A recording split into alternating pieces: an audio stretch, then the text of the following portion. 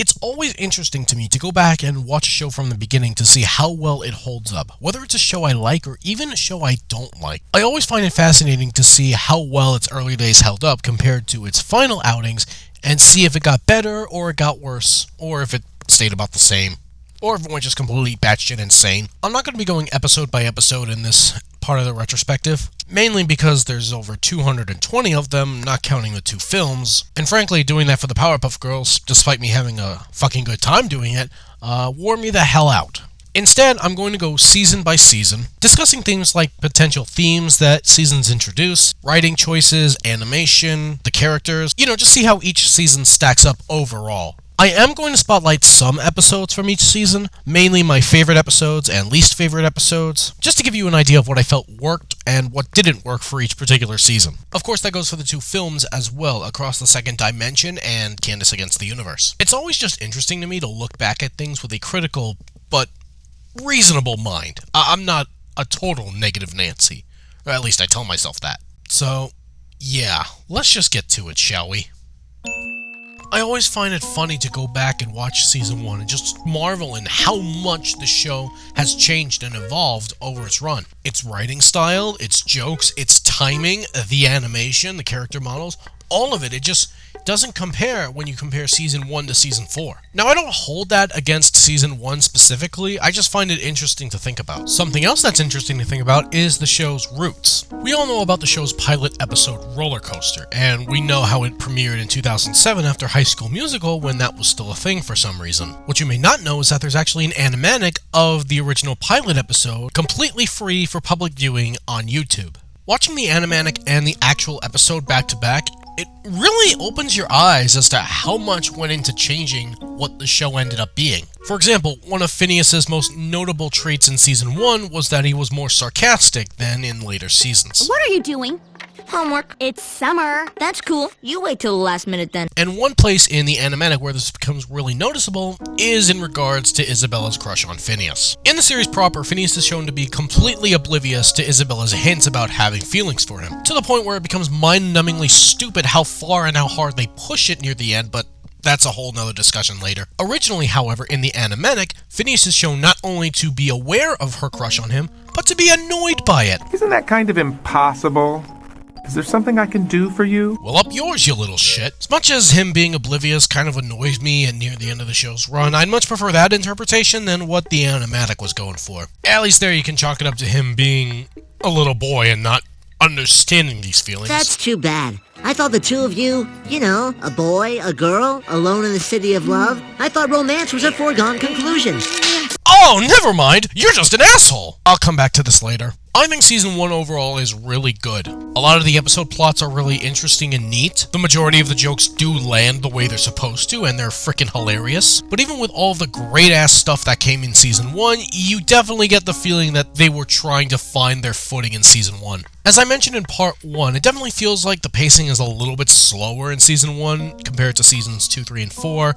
The timing isn't quite as amazing, even though most of the jokes do land. And the characters themselves aren't quite where they want them to be at this point. One of the things that creators Dan and Swampy have emphasized over the years regarding the show was that the core cast of characters in the show, and really all of the shows they've ever worked on, aren't mean-spirited, aren't stupid, or at least overly stupid. Nobody is out to hurt anyone. Even Candace, whose primary objective is to bust her brothers, is only motivated by fairness. With all that in mind, however, if you rewatch season 1, you can definitely tell that that was a bit of a tough sell for the writers and even the voice actors. They were really fighting to find their footing to honor that interpretation. It was an aspect that the creators refused to budge on even an inch, and honestly, the show benefited from that. Although it did take some time for the show to eventually find its footing in that regard. Honestly, if you compare the characters and their behaviors in the back half of the series to the front half of the series, you will notice a difference in their dialect, their attitudes, their mannerisms,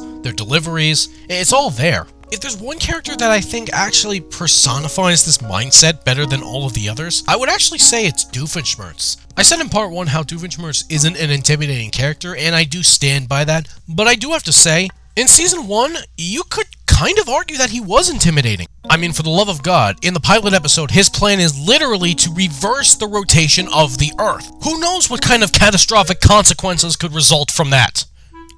Well, apparently not even Doofenshmirtz knows. What could he possibly have to gain?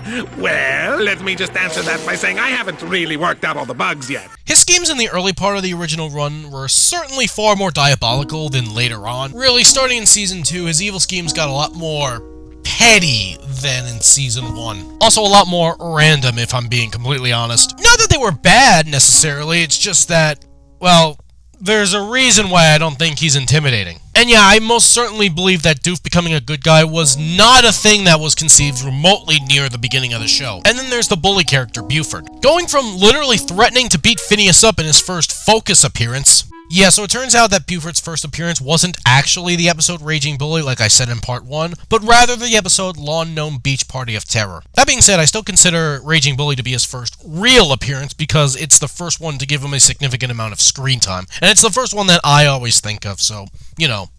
Plus, it's my video and I can do whatever the fuck I want. 2, being on incredibly friendly terms with everyone in the friend group, even Baljeet, who he still really picks on, but whatever, was a hell of a transformation for the character in my opinion, and it's why he became one of my favorites. Now, even though Buford does simmer down in the later seasons of the show, probably the most prominent example of his softer side is introduced in the episode Voyage to the Bottom of Buford. In that episode, Buford loses his pet goldfish, Biff, in the ocean, somehow, so he enlists the help of Phineas Ferb and their other friends to help him find him. And we see that Buford is a blubbering mess without that fish, and willing to do whatever it takes to get him back. It's not like Buford stops being a total bully after this point, but it does open the door for him to be a lot better of a character down the road. A healthy number of Season 1 episodes also focus on Candace's burgeoning crush on Jeremy. One of the most notable episodes for me is the episode Journey to the Center of Candace, where Candace actually gets to spend the afternoon with Jeremy. Downside is that she has to do this while Phineas and Ferb are in a miniature submarine traversing her insides. See, their original plan was to go inside not Candace, but rather Isabella's dog Pinky, who had swallowed her Fireside Girl Sash because the dog is kind of crazy. So their scheme was to hide themselves in a grilled cheese sandwich, thinking Pinky would also eat that, allowing them to traverse its insides in order to retrieve the sash.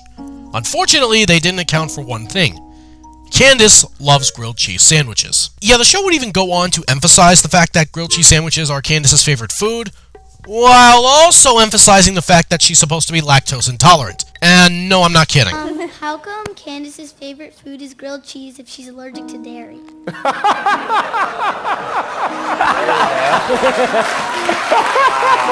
Busted. So busted. That's soy cheese. Yeah. That's what I was going to say. I had not put those two together till this very moment. That's my answer, and I'm sticking with it. Seasons 2 through 4 get the praise and flowers they deserve for really taking the show up to the next level, and deservedly so. But Season 1 has a healthy amount of episodes that set up the foundation for what the show would eventually become, and what would allow it to become the juggernaut that it is today. I've already spoken about the roller coaster episode, but there's also the episode Flop Stars. Not only does that episode introduce us to Linda's pop star alter ego Lindana, which is a stupid name by the way, but it also gave us one of the greatest songs the show has ever produced. I met my love in a... No. No, I was just kidding, it was this one. That's what my baby says. And my heart starts pumping. Why was this the song that led us to some of the show's greatest bangers ever?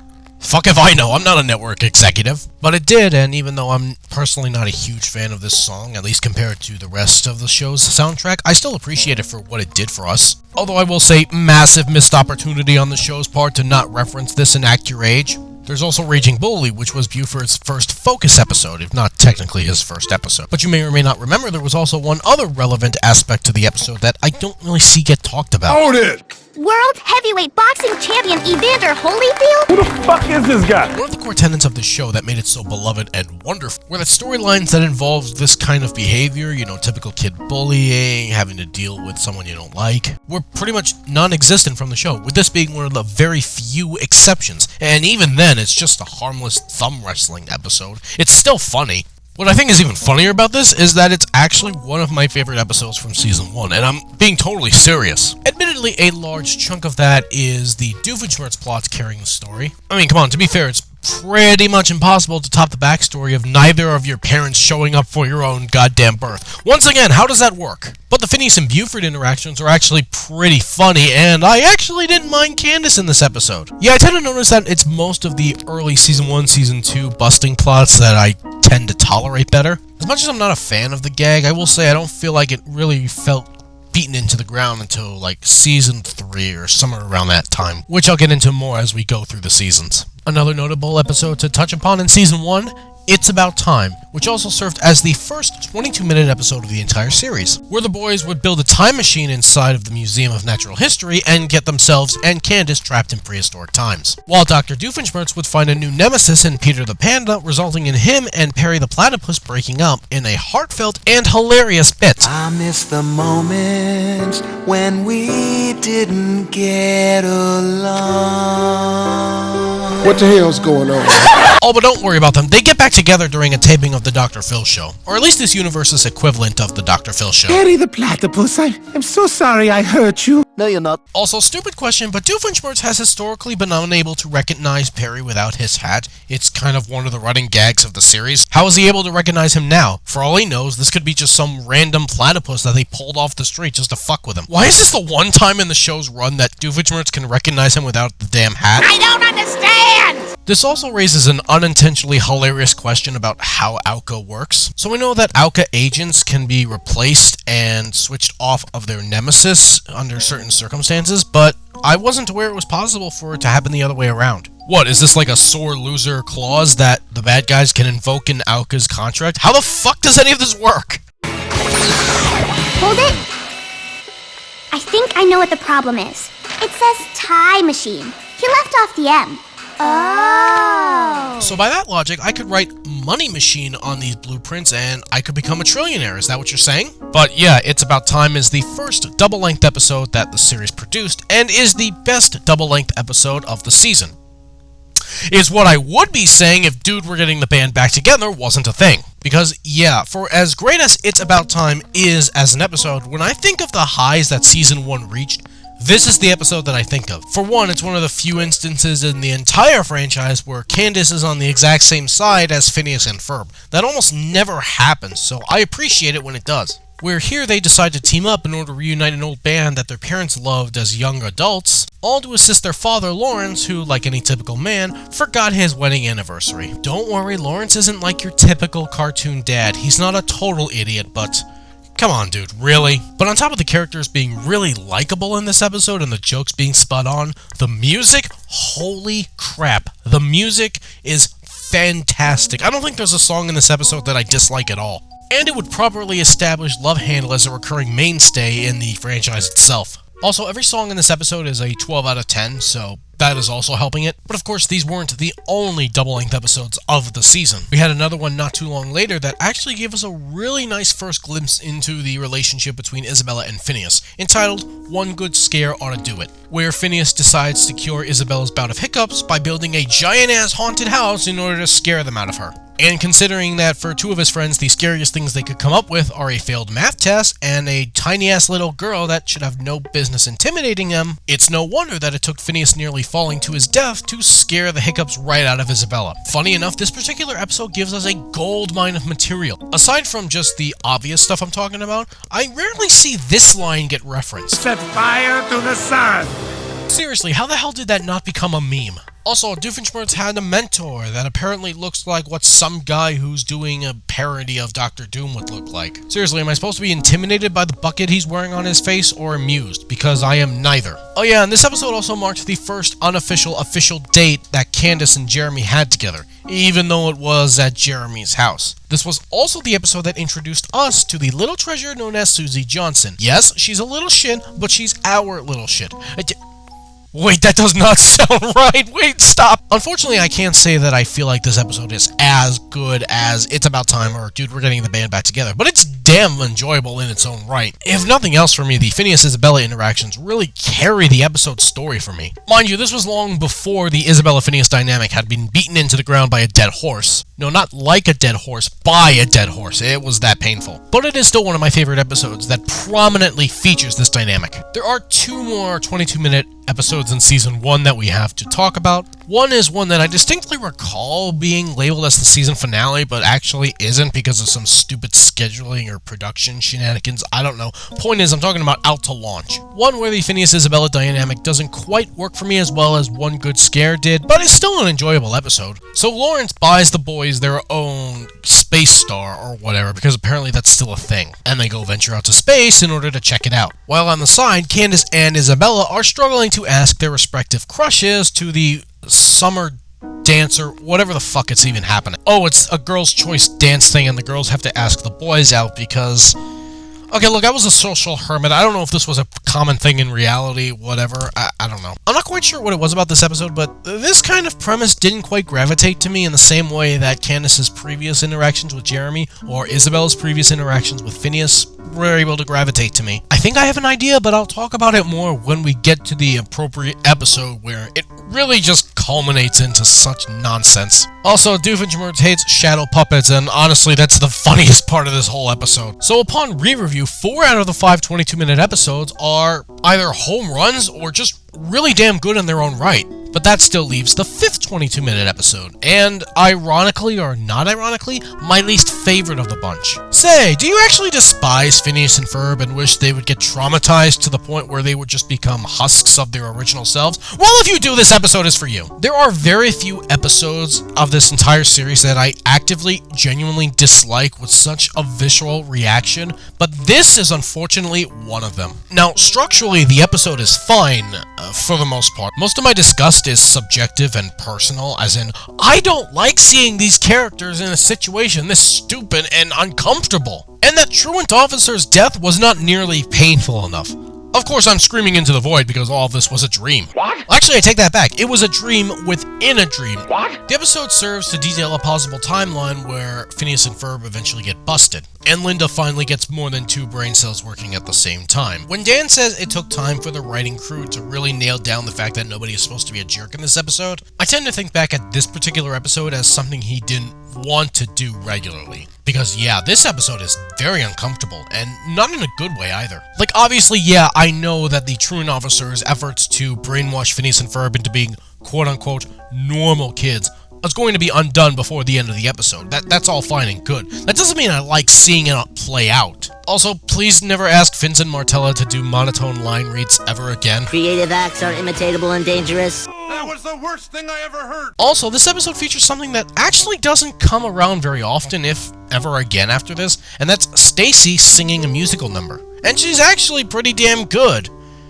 Except for the fact that it's not actually her voice actress. Her singing for this episode is provided by Laura Dickinson, a prominent figure that's actually contributed a lot to Phineas and Ferb's musical success. It is a shame that Stacy herself doesn't get another song by herself after this, because she really pulls this off even if it's not technically her voice actress doing it. It's also a pity that her only song comes in an episode that I actively try to avoid watching. And Candace's revelation at the end where she realized just how much she fucked up. You done fucked it up! Was nice to see, but it doesn't really hold any weight because this episode ultimately ends up not meaning anything. And look, it's not like I expected the busting plot to just stop after this episode. That would have been stupid. It is essential to the nucleus of the show as much as I'm indifferent to it. But I think it could have been really cool if Candace had been allowed to take at least something away from this episode and her screwed up dreams. Like, yeah, she'd still want to bust them, but she would also like secretly brag about Phineas and Ferb to her friends or people that would file restraining orders against her or something. I don't know. That's kind of the thing with episodic shows like Phineas and Ferb. You don't need an ongoing story arc that lasts multiple episodes that all connect very heavily with each other in order to have your characters develop and grow. You can have things happen very organically while still keeping the nucleus of your show together.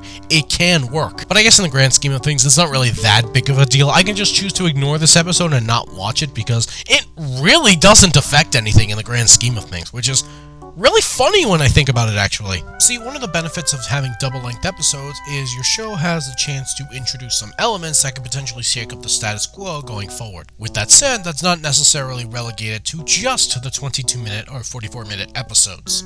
One episode in particular that comes to mind with this concept is the episode Grease Lightning, where we are introduced to, for the first time, the character known as Norm the Robot. My name is Norm. In 82 minutes of my massive first part of this incredible retrospective, I somehow neglected to talk about this character. Now I could sit here and make excuses about how Norm is technically a recurring character and I was only really focused on the main characters, and he is a recurring character, let's not get it mixed up. But the truth is, I just forgot!